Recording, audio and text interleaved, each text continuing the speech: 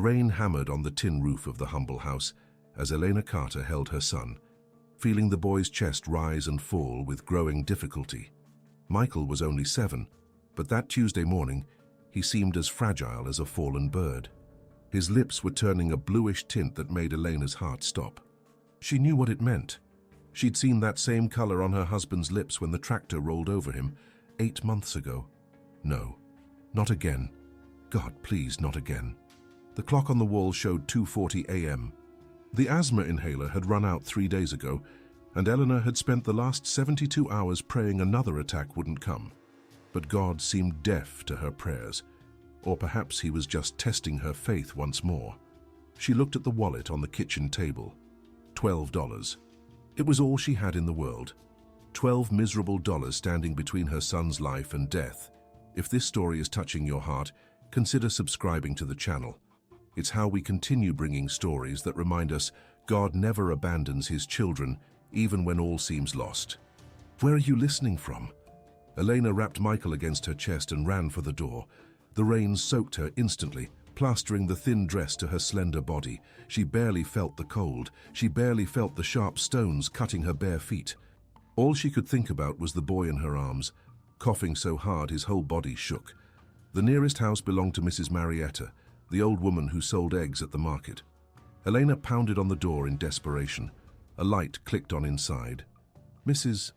Marietta appeared at the window, her wrinkled face etched with worry. Eleanor, good heavens, what happened? Mrs. Marietta, for the love of God, do you have any money? Michael is dying. I need his medicine. Please, I'll pay you back. I swear I will. The silence that followed was more painful than any words.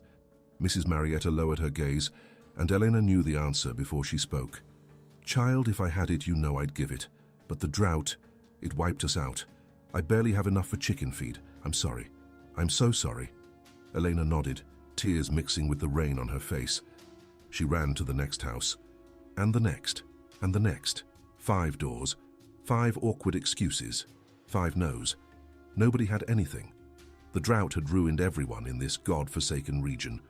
Or was she the one God had forsaken? At 3:15 a.m., Eleanor stood in the central square in front of the locked church. The payphone stood alone in the rain. She had one number memorized, a distant cousin who lived in the city. Maybe, just maybe. With shaking hands, she pulled the last coin she had from her pocket, 50 cents. She put it in the phone, dialing the number with fingers numb from cold. The phone rang once, twice, and then silence. The line was dead. The machine had swallowed her coin without completing the call. Elena stared at the receiver in disbelief. It couldn't be true. Michael coughed again, a wet, desperate sound that ripped a scream from Elena's throat. She collapsed to her knees on the muddy ground, right there in front of the church.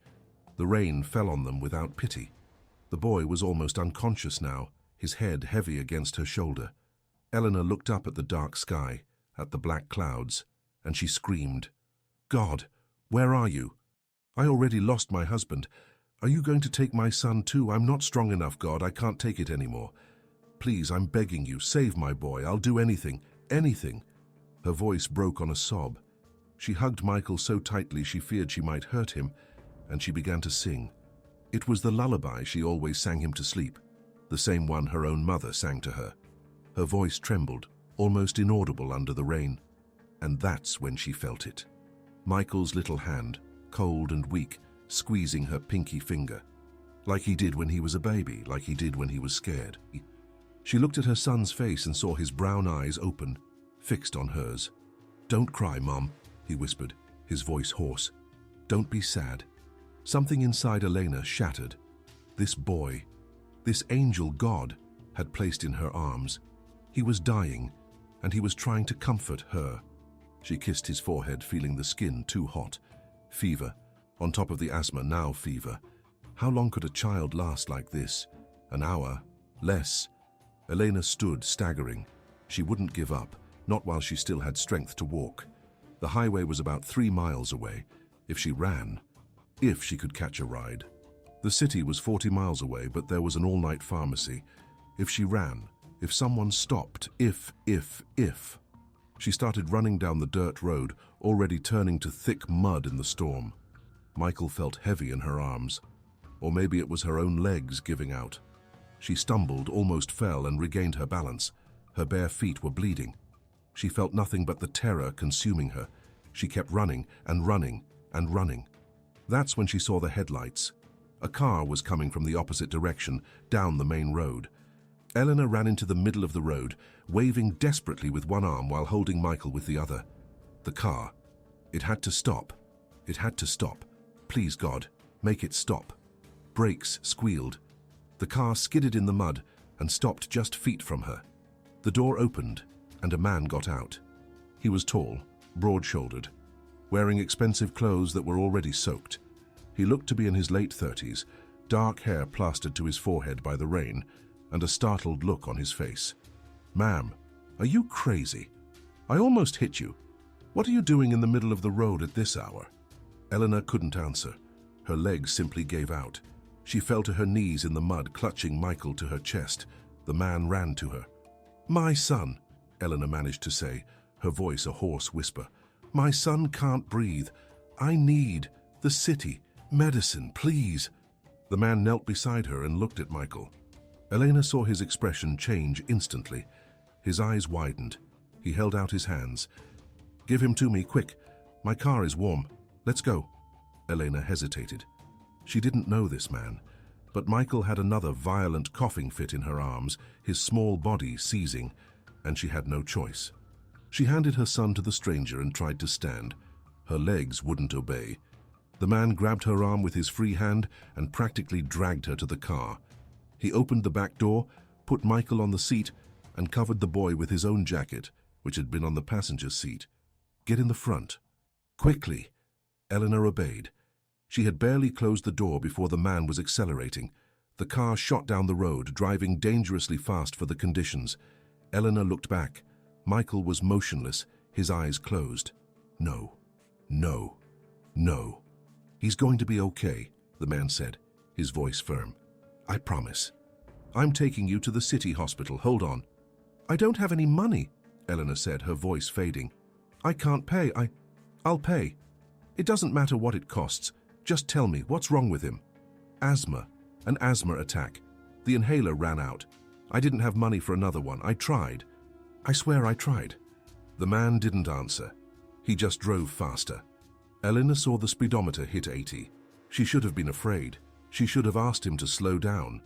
But all she felt was a strange numbness, as if it wasn't real, as if she'd wake up from this nightmare at any moment. It took 25 minutes to reach the city. The man stopped the car with a jolt in front of the emergency room and ran to get Michael. Eleanor staggered after him. The reception area was nearly empty except for 2 nurses dozing at the desk. The man shouted, "He can't breathe! He needs help now!" The nurses jumped. One of them looked at Michael and ran inside. The other took the boy from the man's arms and disappeared through a door. A doctor appeared seconds later, still adjusting his coat. He looked at Elena. "Are you the mother? What happened?" Elena tried to explain. The words came out jumbled. "Asthma attack. No medicine. 3 days." The doctor nodded and disappeared through the same door. Eleanor tried to follow, but the man held her back. "Let them work. He's in good hands now." Eleanor turned to face him properly for the first time. Even wet and disheveled, he was handsome. He had the kind of presence that indicated power, money, authority. But his eyes held something, a deep pain that Elena recognized because she saw the same pain in the mirror every day. "Who are you?" she asked. Gabriel Alston, and you?" "Eleanor." "Elena Carter." They stood there in the cold hospital corridor, dripping mud on the clean floor, not knowing what to say. It was Gabriel who broke the silence. "He's going to be fine. I know he is." "You can't know that." "Yes, I can. Because God wouldn't bring you this far. Wouldn't put you in my path on that road just to... No, he's going to be fine." Eleanor felt the tears return. She had screamed at God. She had said he abandoned her. And then God had sent this man, this stranger who appeared from nowhere and saved her son. She collapsed into one of the plastic reception chairs, shaking so hard her teeth chattered. Gabriel took off his own coat and put it over her shoulders. It was heavy, smelling of coffee and expensive cologne. "You're freezing. Stay put. I'll handle everything." He went to the reception desk and started talking to the attendant. Elena couldn't hear what they said, but she saw him take out his wallet and hand over a credit card. The woman typed something into the computer, her eyes widening. She looked at Gabriel with new respect and nodded. He came back and sat next to Elena. "It's all paid for. Medicine, admission if he needs it, everything. You don't have to worry about anything. I can't accept this. I don't know you. I'll pay you back. I don't know how, but I will. You don't need to pay me anything. I want to help." "Why? Why would a stranger do this?" Gabriel was silent for a long moment. When he spoke, his voice was rough. "Because 3 years ago, my wife died in childbirth. She had brown hair, like your son's. And that day when the doctors told me they ran out of time, that if they had gotten to the hospital 5 minutes sooner, maybe she would have survived.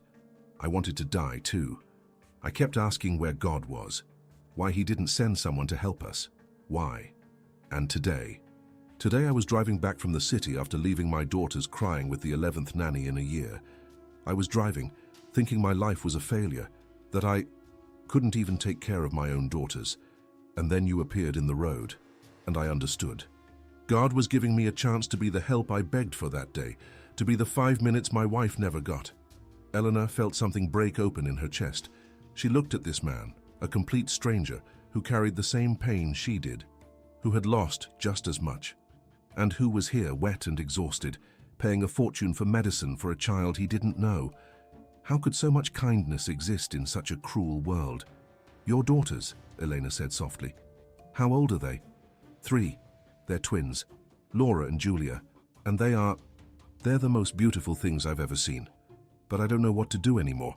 They cry every night calling for their mother. No nanny can handle them. I think they sense that I can't handle them either. I threw myself into work after my wife died.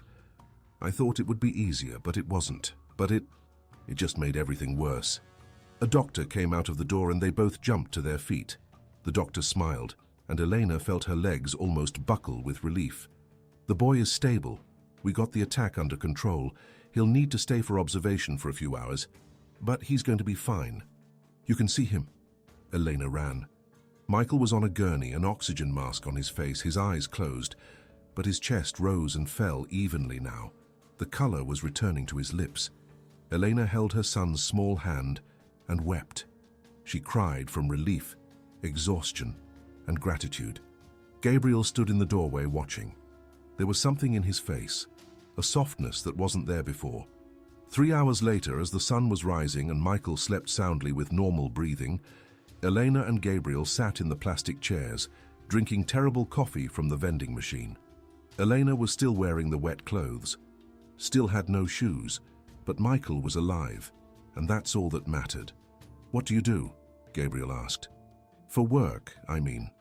I was a teacher at a rural school, but it closed 6 months ago. Since then, I sew at night and clean houses during the day. It's not much, but we survive." "And Michael's father?" "And he died 8 months ago, tractor accident. It was fast at least, he didn't suffer." Gabriel nodded slowly. They sat in silence for a few minutes. Then Gabriel spoke, and what he said changed everything. "I need someone to take care of my daughters, someone to live on the ranch, someone who's always there, who will treat them with love, not like a job. I pay well, very well. There's a guest house, it's large, comfortable.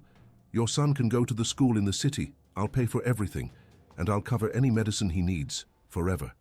Elena stared at him, unable to process the words. It was impossible. It was too generous. There had to be a catch. "I can't," she said finally. "I'm a widow. You're a widower. Me, living in your house? The whole town will talk. It will destroy my reputation.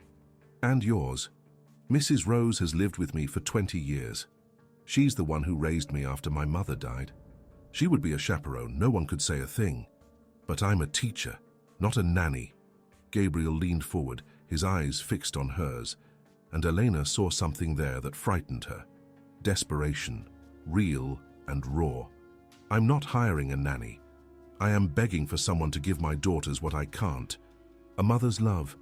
I saw you with your son today. I saw how you were willing to die for him. That's what my daughters need. Someone to truly love them. Eleanor felt her heart ache. Two orphaned girls, lost, scared, just as Michael would be if she had died. And Gabriel. He wasn't asking for an employee. He was asking for a miracle.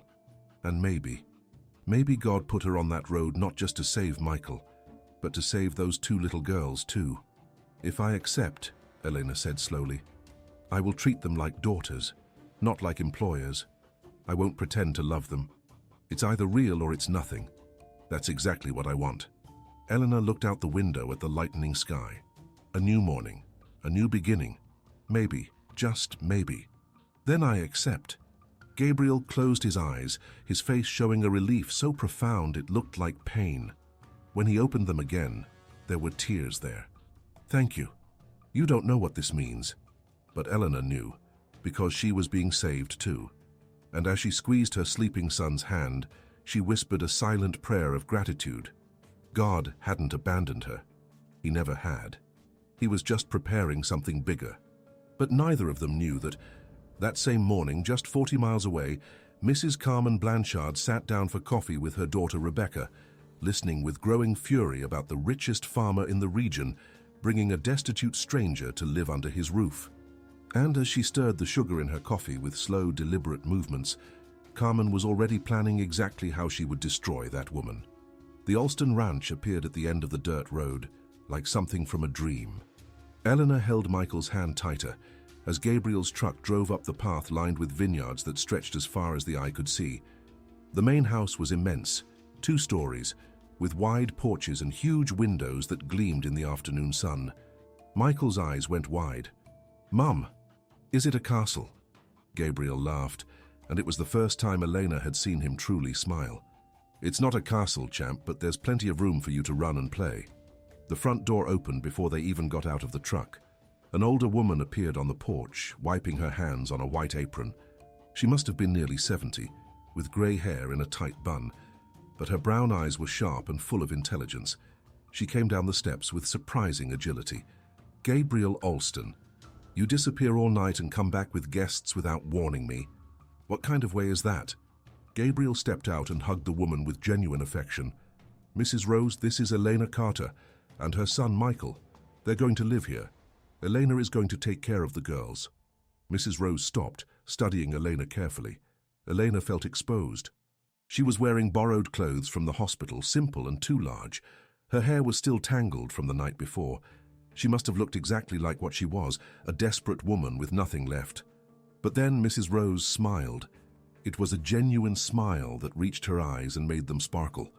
"Welcome, child. You don't know how long I've prayed for God to send someone to care for those girls properly. Come in, come in.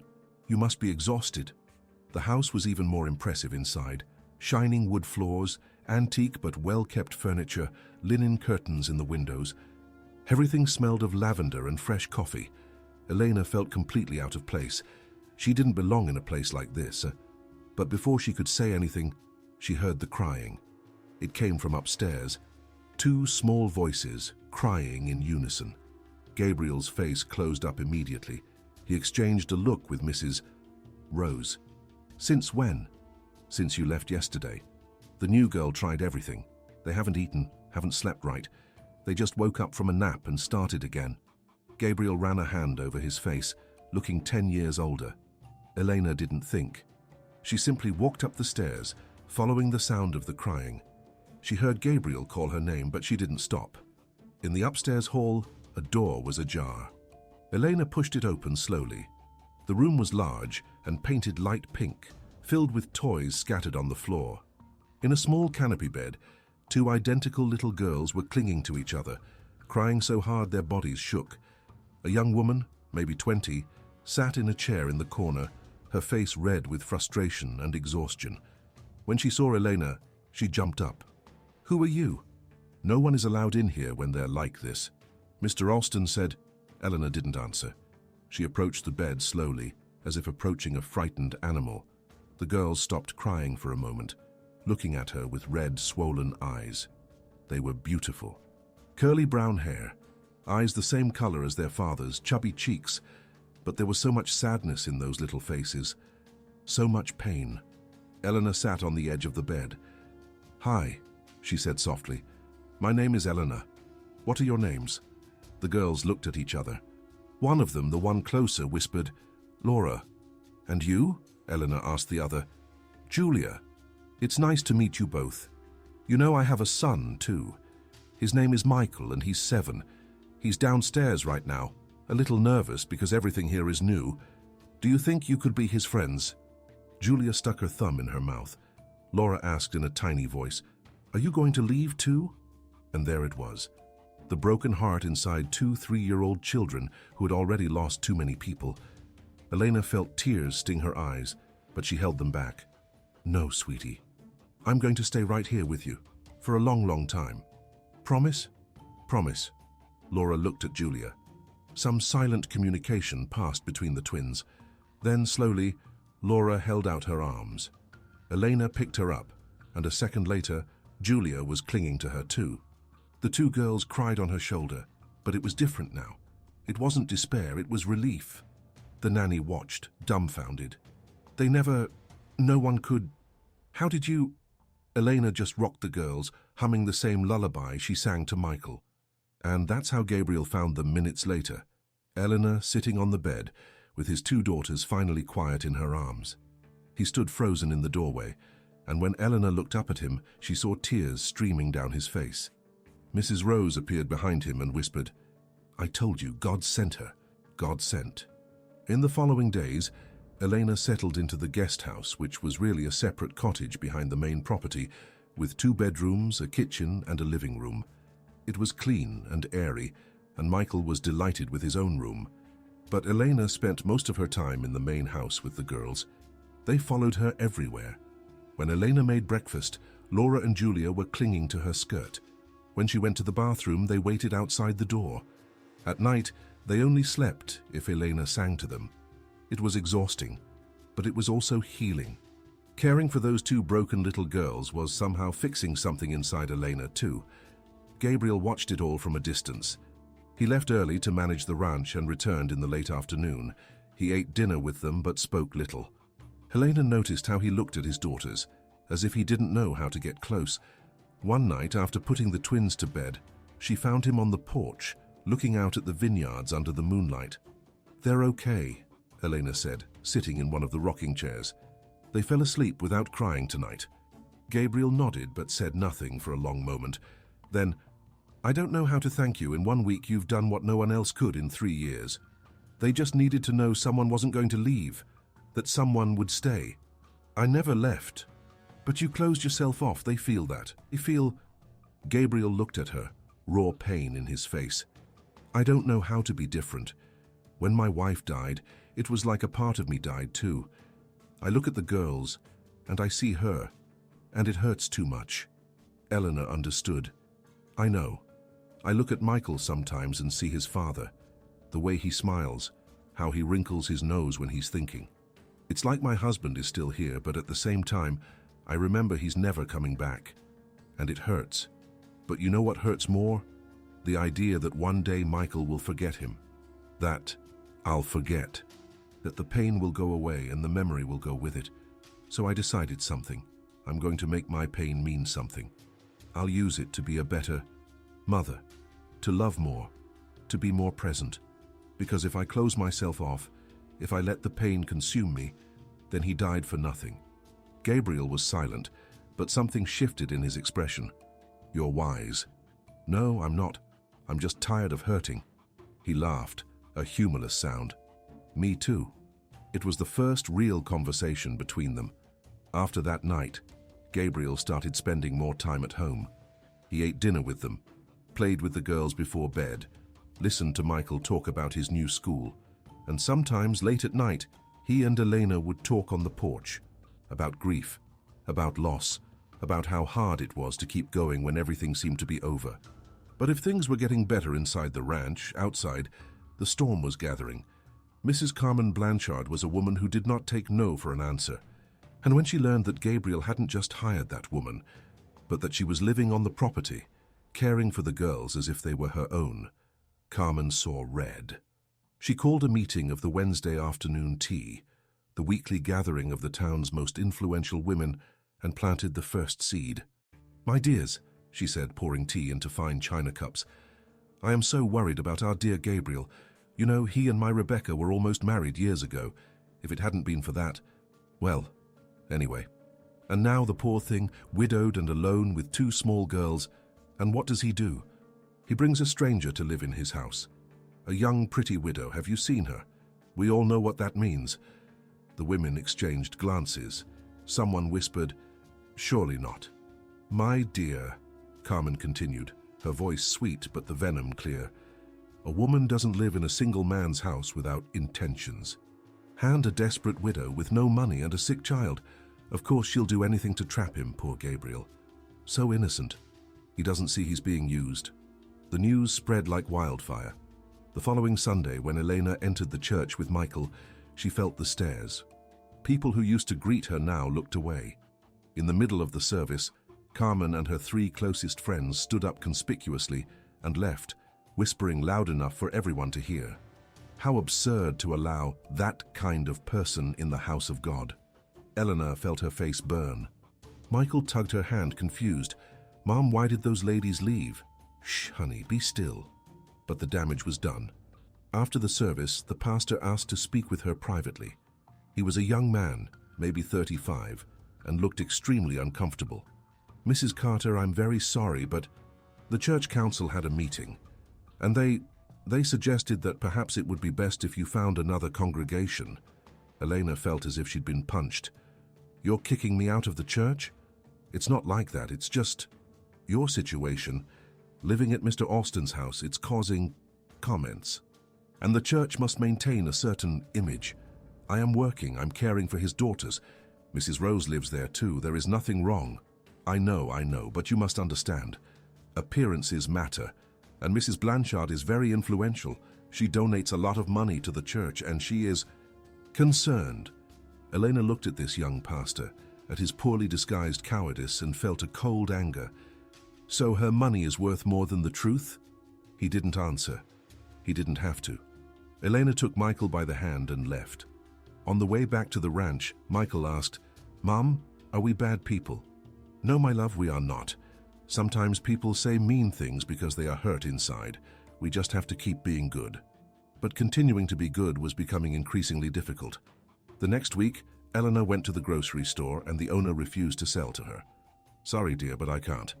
My store has a reputation to uphold. At school, a mother pulled her daughter away from Michael during recess. My child doesn't play with the children of those people." And then came the visit from Carmen and the social worker. Eleanor was in the garden with the girls when they arrived. Carmen, dressed all in white as if she were some avenging angel, and next to her, a thin, middle-aged woman with a clipboard. Gabriel was in town. Mrs. Rose was at a doctor's appointment. Elena was alone. "Mrs. Carter," Carmen said with a smile that didn't reach her eyes. "How nice to see you. This is Denise Foster, a social worker. We're just doing a routine visit, just to ensure the girls are being well cared for." There was nothing routine about it. Eleanor knew, but what could she do? "Of course, feel free." They entered the house like 2 snakes looking for a place to strike. They asked about routines, food, sleep. They inspected the rooms. Denise wrote everything down, her face grim. Until Carmen asked, her voice sweet as poisoned honey, "And tell me, dear, what exactly is the nature of your relationship with Mr. Alston?" "I'm an employee. I take care of his daughters." "But you live here, under the same roof as a single man." "In the guest house with my son, and Mrs. Rose lives in the main house. There is nothing inappropriate." Carmen smiled. "Of course not. But you understand our concern. 2 little girls exposed to questionable influences. A single man and a single woman under the same roof. Children notice things. They might get confused about appropriate relationships." The threat was crystal clear. If Eleanor didn't leave, they would try to take the girls from Gabriel. Elena felt her blood run cold, but she kept her voice steady. "There is nothing inappropriate happening here. These girls are being loved and cared for. That's what we'll see," Denise said, making more notes. When they left, Elena had to sit down because her legs were shaking. Laura and Julia clung to her, sensing the fear even if they didn't understand. And that's when Elena understood. Carmen wouldn't stop. She would destroy Elena, she would destroy Gabriel's reputation. She would do anything to get what she wanted. That night, when Gabriel returned and Elena told him what happened, she saw a cold anger in his eyes she had never seen before. "She is not taking my daughters from me. I won't let her. Gabriel, maybe it's better if I leave. I don't want to cause trouble for you and the girls." "No." His voice was hard as steel. "You are not going anywhere. My daughters need you." No. We are going to fight." And then he did something that changed everything. The next morning, Gabriel Alston parked his car in the main town square and in front of everyone declared loudly, "Elena Carter is the best thing that has happened to my family in 3 years. If anyone has a problem with her, they have a problem with me. And I suggest you think twice before gossiping about a woman who has done nothing but good since she arrived."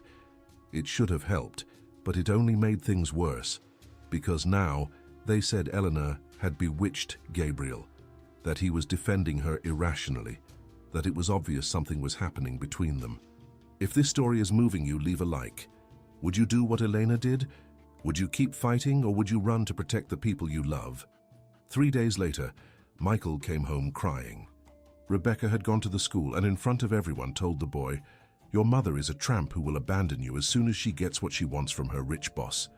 Elena held her son in her arms as he sobbed, and something inside her broke. She couldn't anymore. She couldn't expose Michael to this. She couldn't risk them taking the girls from Gabriel. She had to leave. It was the only solution. That night, after putting the children to bed, she began to pack her things. Silent tears fell as she folded the few clothes she had. She would leave Gabriel a note. She would leave at dawn before the girls woke up. It was better this way. It had to be. But then Laura started screaming. The high-pitched sound echoed across the ranch. Elena dropped everything and ran to the main house. Gabriel was racing down the stairs. "Mrs." Rose had just arrived by bus and was hurrying up, breathless. In the girls' room, Laura was in bed, her body shaking in convulsions, her eyes rolling back. Julia was crying beside her sister, terrified. "Dear God," Mrs. Rose whispered. "The fever. She was fine earlier." Gabriel picked Laura up in his arms. Her skin was scalding. "I'm taking her to the hospital now." "Wait." Eleanor put her hand on the girl's forehead, burning, dangerously high. "How long to the hospital?" 40 minutes, maybe more this time of night. And they all thought the same thing. It could be too late. Eleanor looked at Gabriel, saw the absolute terror in his eyes and made a decision. "No, she stays here. We will take care of her. Together." It was 3 days of hell. The fever wouldn't break. The doctors came, gave medicine, but nothing worked. Laura drifted in and out of consciousness, calling for her mother in her delirium. Elena did not leave her side. She didn't eat. She didn't sleep. She just cooled the girl's forehead, gave medicine on schedule, and sang softly. Gabriel was destroyed. "I can't lose her. Not her too. God, please." And on the worst night, when the fever hit 105 and Dr. August said there was nothing left to do but pray, it happened. Elena and Gabriel knelt by the bed. Mrs. Rose was on the other side. And together, holding hands, they cried out to God. They asked for a miracle. They begged. They wept. And Elena, her voice broken, prayed, "Lord, I know I deserve nothing. I know I am imperfect and a sinner. But this girl is innocent. She has suffered enough. Don't take her from her father. Please, I am begging you, work this miracle." And then, slowly, the fever began to break. 1 degree, 2, 3. Laura opened her eyes at 5 in the morning and looked directly at Elena. She smiled and she said, "Mommy." Elena collapsed in tears. Gabriel hugged her, sobbing. Mrs. Rose fell to her knees, praising God. Dr. August called back, took the temperature. 98.6, normal. He shook his head in disbelief. There is no medical explanation. This was the hand of God. The news of the miracle spread through town like fire. And while many began to question their own condemnations, Carmen Blanchard, sitting in her parlor, clenched her fist so tightly her nails dug into her palms, because she knew she had just lost. And women like Carmen don't lose without making everyone bleed with them. The morning after the miracle, Carmen was already plotting her final move. If the simpletons wanted to believe in miracles, fine. But she still had power. She still had money. And she still had Rebecca, who was growing more desperate watching Gabriel look at that destitute woman with a tenderness he had never shown her. "Mother, I can't take it anymore," Rebecca cried on the sofa. "He doesn't even see me. He acts like I don't exist. And all because of that. Calm down, daughter, I have a plan." Carmen picked up the phone and dialed a number she had kept for years. "Dr. Mendoza? Carmen Blanchard, I need a favor, a big favor, and I'm willing to pay very well." 3 days later, Carmen presented the church council with a fake medical report declaring that Elena Carter showed signs of severe mental instability and posed a potential risk to minors under her care. The document had the letterhead of Dr. Mendoza, a psychiatrist from the capital, known for signing anything for enough money. "See for yourselves," Carmen distributed copies to the council members. "This woman is dangerous, and poor Gabriel is so blind he can't see it. We must intervene, for the children." The young pastor was pale. "Mrs. Blanchard, this is very serious. We can't just—" "We can, and we will. Or do you want to wait until something terrible happens to those innocent girls?" But Carmen had made a mistake. A fatal one, because there was someone in that meeting who still had a conscience. Joanna Ferris, the church secretary. Shh. And that night, Joanna knocked on the door of the Alston ranch, her hands shaking. Gabriel answered, and she handed him a copy of the report. "I can't stay quiet. This is wrong. All of it is wrong. I'm sorry it took me so long to find my courage." When Gabriel read the document, his face went white with rage. He showed it to Mrs. Rose, who turned livid. Eleanor, who was putting the girls to bed, came downstairs and saw the three talking in urgent whispers. "What is it? What happened?" Gabriel hesitated, but then handed her the paper. Eleanor read it and felt the floor disappear. Unstable, dangerous, a risk to children. The words danced on the page, blurring through the tears that filled her eyes. "This is a lie. I would never hurt the girls. Or Michael. I know." Gabriel gripped her shoulders. "I know. But Carmen won't stop. She will use this. She will try to take my daughters. She will destroy you. We have to fight for real." Mrs. Rose, who had been quiet, spoke with a firm voice. "We need Dr. August. Now." The old doctor arrived in half an hour. When he read the report, he turned red with indignation. "Mendoza, that scoundrel. Everyone knows he'll sign anything for money. I will expose this farce." "How?" Eleanor asked, her voice small. "I've been a doctor in this region for 50 years. My word still means something, and I'm going to use it." But before they could act, the bomb exploded. Carmen, impatient, didn't wait. She took the report directly to the police, to child services, and to the local newspaper. On Friday morning, the headline read, "Mentally disturbed woman caring for children on Alston Ranch. Community concerned." Gabriel wanted to sue the paper. Dr. August wanted to confront Mendoza publicly. But it was Mrs. Rose who had the idea that changed everything. "We need a witness, someone who saw Carmen's lies from the inside." "Who?" Gabriel asked. "The nanny, the one who was fired. Joanna told me Carmen was bribing her. If we can find her." It took 2 days of searching. They finally discovered the girl, Mariana, had returned to her parents' house in a neighboring town. She was 6 months pregnant and abandoned by her boyfriend. When Gabriel and Elena showed up at her door, she burst into tears. "I'm so sorry. I'm so sorry. I needed the money. My mother was sick and Mrs.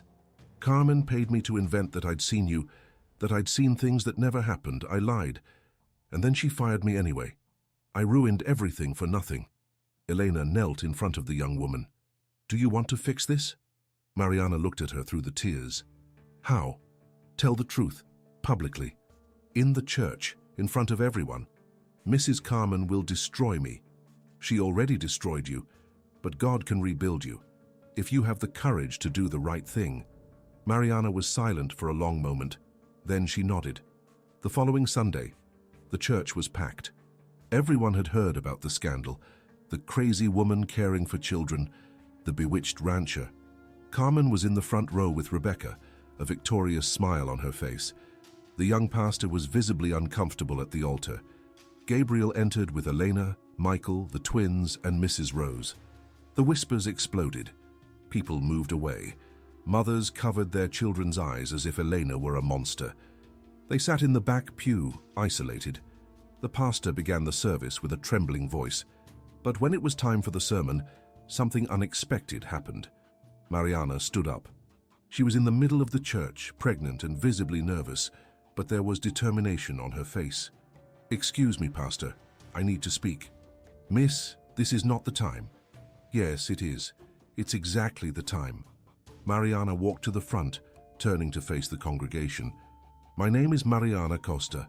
I was the nanny for Mr. Alston's girls for 2 months, and I need to confess something." The silence was absolute. Carmen had gone white. "Mrs. Carmen Blanchard paid me to lie. She paid me to invent that I had seen Elena Carter in compromising situations with Mr. Alston.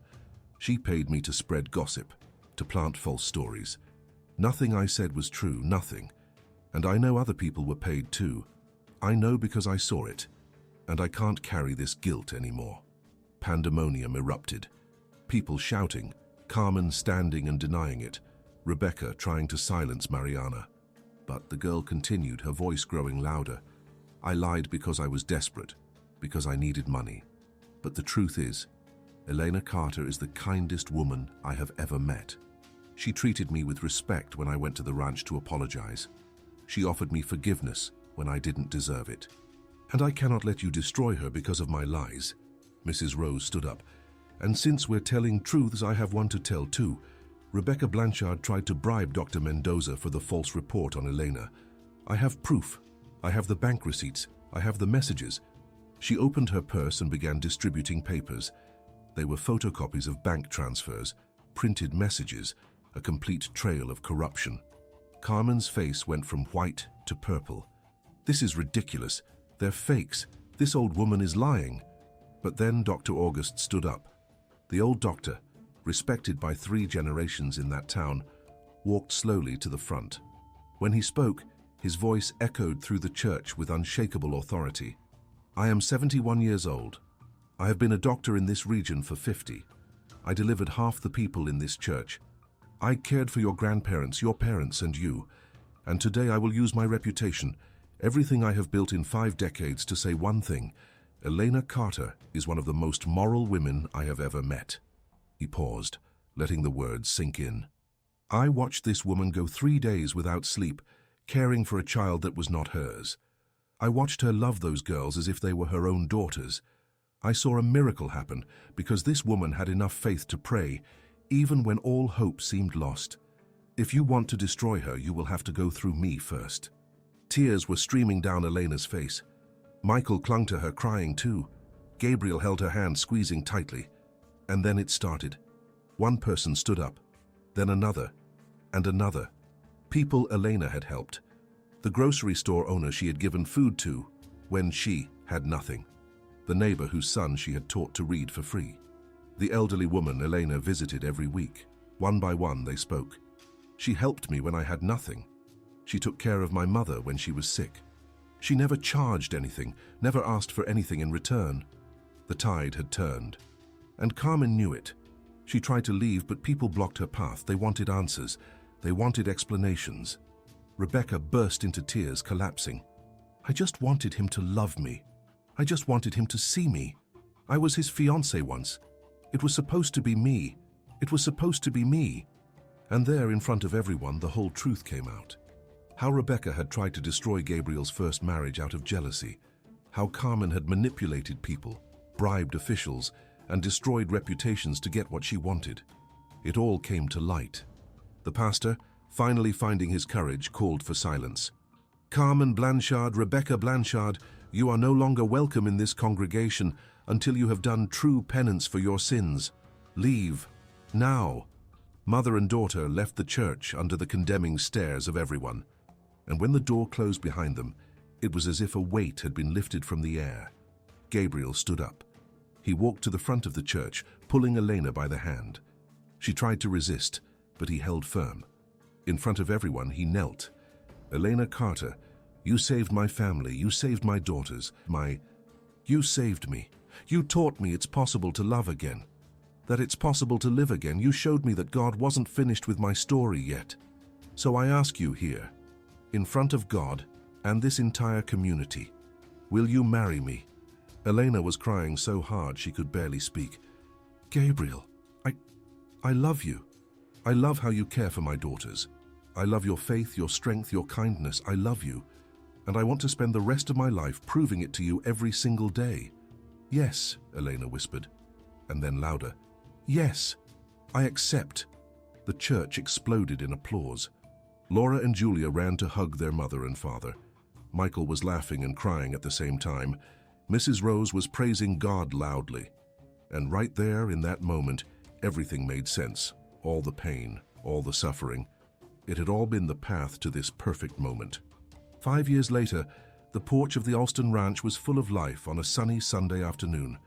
Michael, now 12, tall and healthy, was helping Gabriel fix a fence near the house.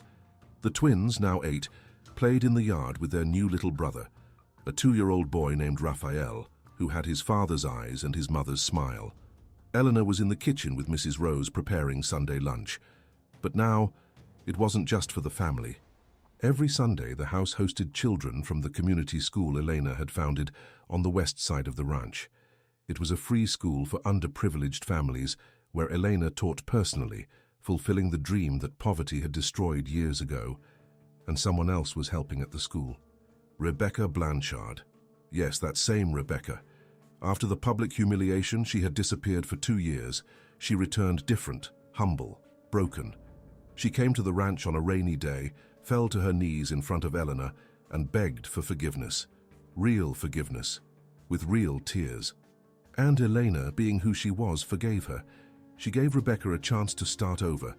Now she worked as a volunteer at the school, teaching art to the children, and was engaged to a simple teacher who truly loved her.